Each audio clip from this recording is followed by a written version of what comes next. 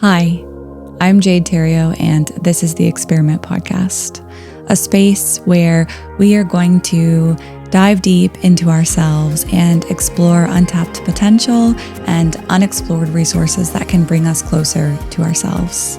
Resources that can help us get back into alignment with our truest and greatest purpose and our highest potential. Today's episode is going to be a little bit of a different cadence than the last batch of episodes. You know, as I am doing this podcast and creating episodes and creating content and determining where I'm at in my life and what I want to share, I'm watching myself, playing back these episodes that I'm creating. One thing that keeps coming up for me is, where is Jade in all of this? And, part of me is like, well, I am in every word that's spoken. I am this over thought out science that I'm sharing with you, trying to provide resources to connect you to do your healing work. But there's this vulnerability, I think, that I'm noticing that I'm holding back, that I'm trying to be mindful of how much I give and how much heart I'm giving.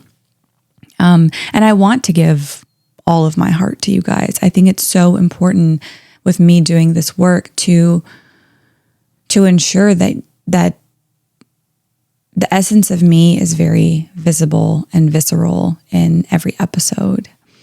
Today, I think, is going to really echo what my current experience is and why I'm doing this, and also hopefully just give you some love and reassurance if you are on this journey and if you are doing this work. As I've said before, I am not, screaming from a mountaintop, preaching to you empty words. I am so deep on this journey that it's almost a little scary. And the last few weeks have made that abundantly clear to me, that this podcast is alchemizing healing for me, shaking up really, really old wounds that I didn't know were still living in my somatic body. And this podcast is challenging me to grow in very integral and important ways that I don't think I'd be doing if I weren't doing this podcast. I say all of that because I want you to know, as people beside me on this journey, you are not alone. And really my hope with this episode is to validate the very real and messy and hard experience it is to heal. And doing this work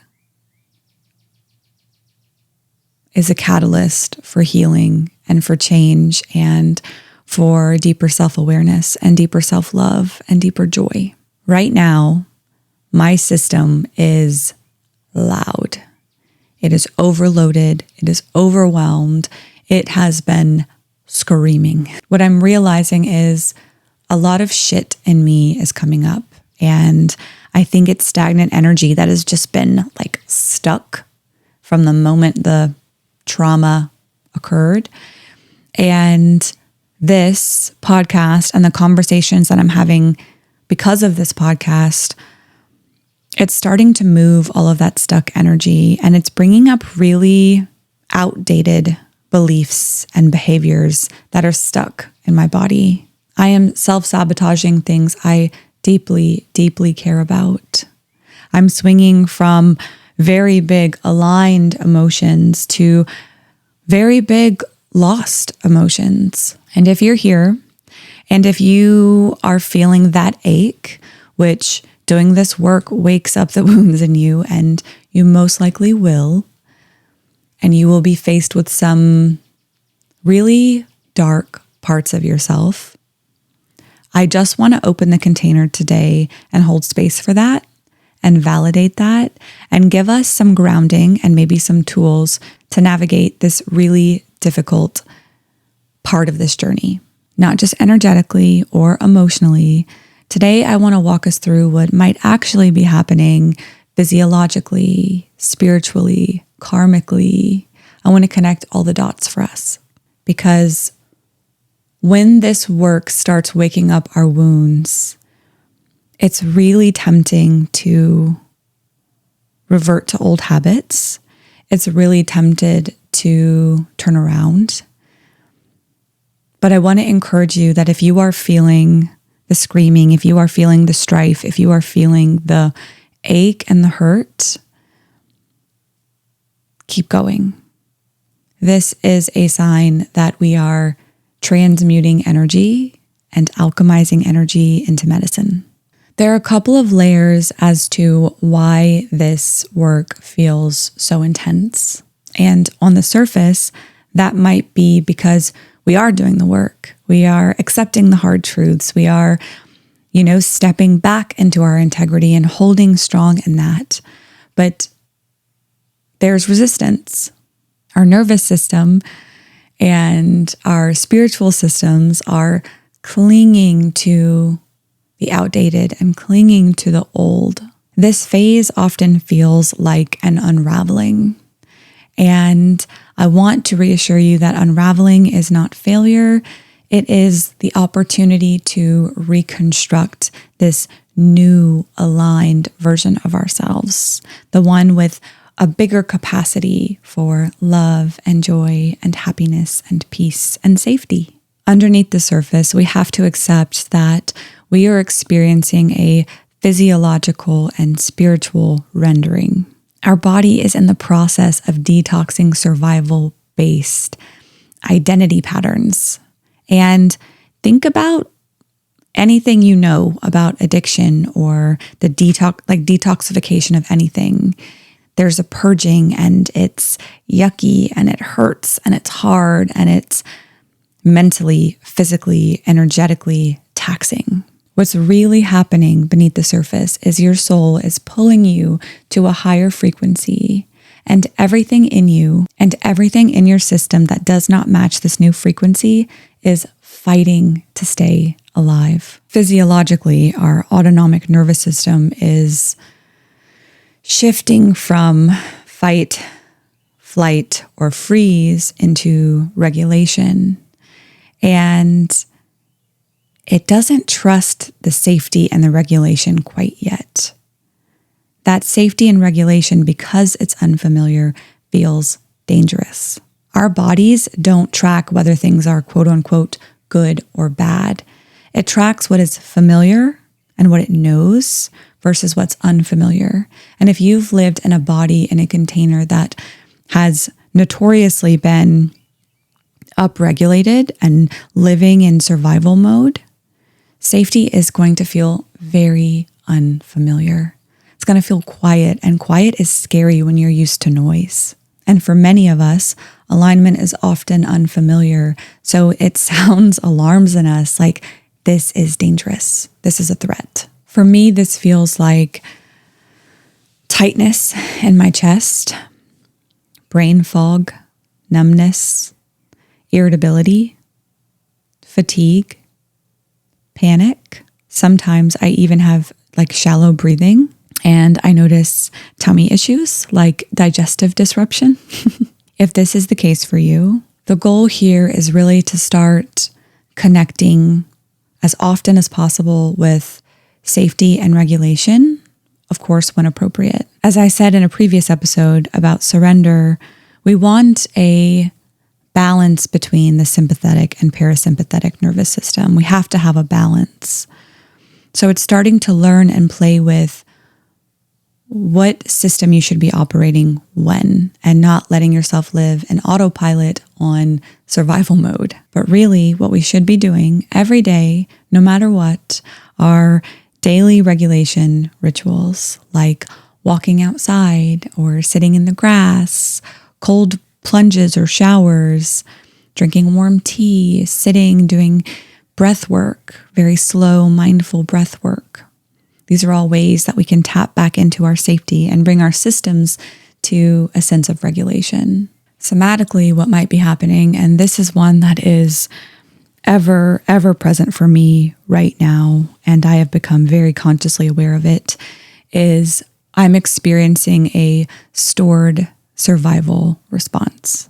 Somatic trauma, like I said earlier in this episode, that has been stored in my body is starting to move and rising to the surface, and it is ready to be discharged. It is ready to be released from my container. Any random big emotion that comes up is most likely some type of trauma or stored energy that has just compounded and grown so much that it needs to be expressed and released.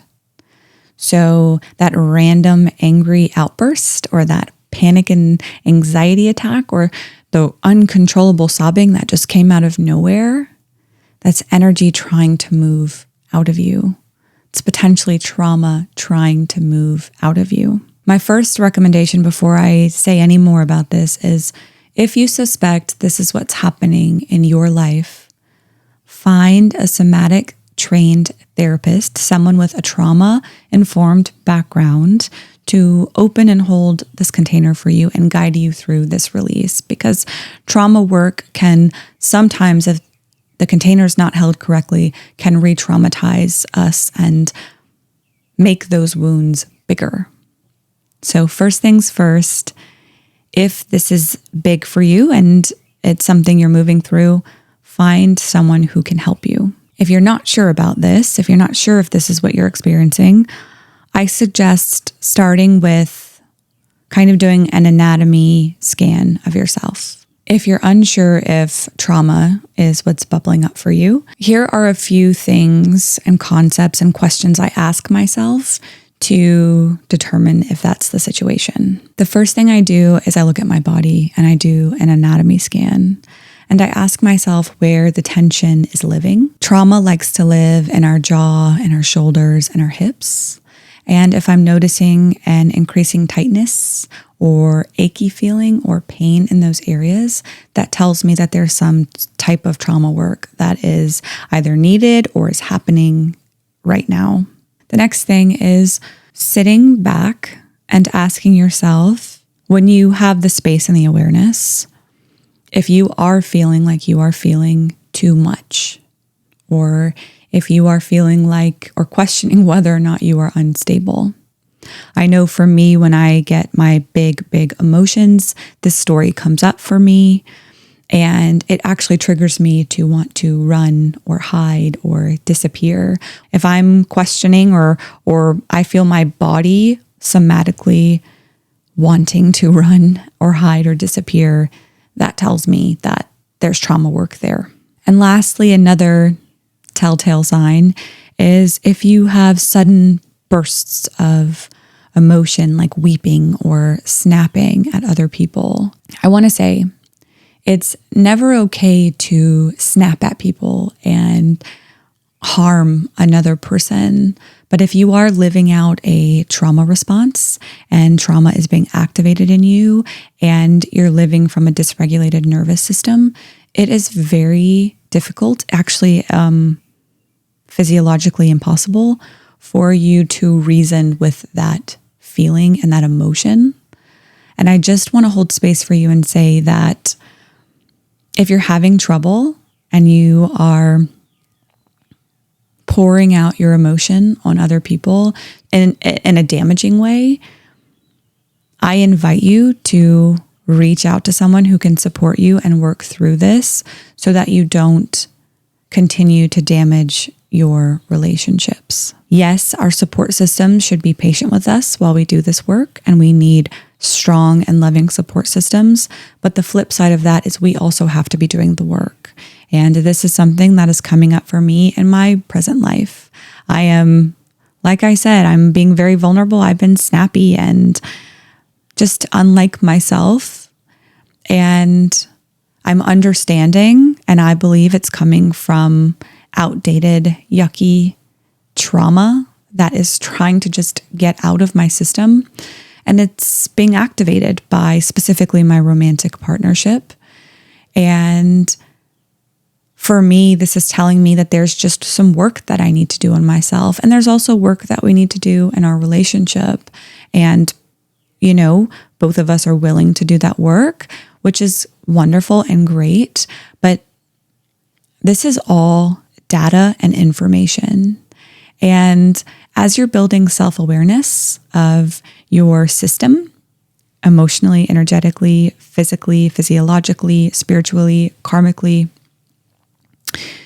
you're able to kind of step backwards and see the truth and let yourself make informed decisions from there, from that macro truth, not from the intense overwhelm of emotions. If you are at a point or at a place or in a stage where maybe you don't have immediate access to support, or you are working with someone, but you're in a moment where you're feeling a lot, the best advice that I have, which is just from my experience, is let your body do whatever it's telling you it needs to do. If your body wants to cry, don't hold back tears. If your body wants to jump up and down and look like a crazy person, do it. Shake, move, sit, rest, whatever it is. Obviously, do it in a container that is safe and will not harm anyone else and will not harm yourself. But listen to your body. Let it move this energy out of you. Another powerful tool that I encourage everyone to start working with is somatic tracking. And it's really just sitting with yourself and asking yourself, where am I feeling this in my body? Where is this living in my body? And getting really, really clear about where maybe the wounds live or the stories live or those like tangled up belief systems live. And from there, we can start doing energy work and somatic work to get rid of that and to let it move through you. And also something we can do is orienting, which is just getting really present in our body, becoming aware of our surroundings, the textures, the sounds, the smells, the taste, and finding that safety again, reminding ourselves that we are safe. So that is the somatics of what's happening. But let's talk about psychologically. Psychologically, what's happening is an identity death. And next episode is dedicated specifically to identity deaths. But I want to briefly touch on it and give it some space here because I think it's really important. We are kind of in this void, this space between, this limbo. We are no longer this version of ourselves who is dying, but we are also not the next version of ourselves. Our ego clings to what it knows. Our brain clings to what it knows. Our bodies cling to what it knows. And so when things start dying off, there is this gripping tighter of our systems to say, no, don't go away. Death doesn't necessarily feel good. It's when death is happening, all the things that we know are crumbling and falling away, and all of this newness is stepping in, and we don't know the newness yet. We're not familiar with it yet. We haven't built safety with it yet. And it's scary and really hard on us psychologically. Identity deaths might sound like, who am I if I'm not achieving? Or if I stop performing, if I stop wearing this mask that I have almost embedded onto my skin, is anyone going to stay? Is anyone going to love me? Or, and this is where I am, maybe I should go back. This is too much. And with all the somatic shit happening and all the psychological shit and all the energetic shit, it's just a lot of shit happening. And it's really normal and human to feel overwhelmed by all of it just compiling on top of you and questioning, maybe it would just be safer if I don't change and if I don't do the hard things and if I don't step into this new version of myself and I just keep playing out these cycles, these loops, these stories. Expect to be and to feel disoriented if your identities are dying and falling away. That fog and that unknown is really scary, but it is part of the threshold. And if you can just sit in it and give yourself the space to mourn and grieve your identities, you will make it to the other side. And there is limitless possibility on the other side of this. There are infinite, joyful, happy, loved versions of you on the other side of this death. So now we understand somatically and psychologically. But let's talk about emotionally. Okay, we are doing this work and our nervous system is starting to feel more safety. Whenever our nervous system is starting to feel safe, old emotions that have been unprocessed, that have been stuck in our body. And the way I imagine stuck emotions, this is kind of silly maybe, is like little black spiky sea urchins that are just kind of like, or like if you live in the South, like a kookaburra, I think is what it's called in the grass. I'm probably saying that wrong, but it's like just stuck to you.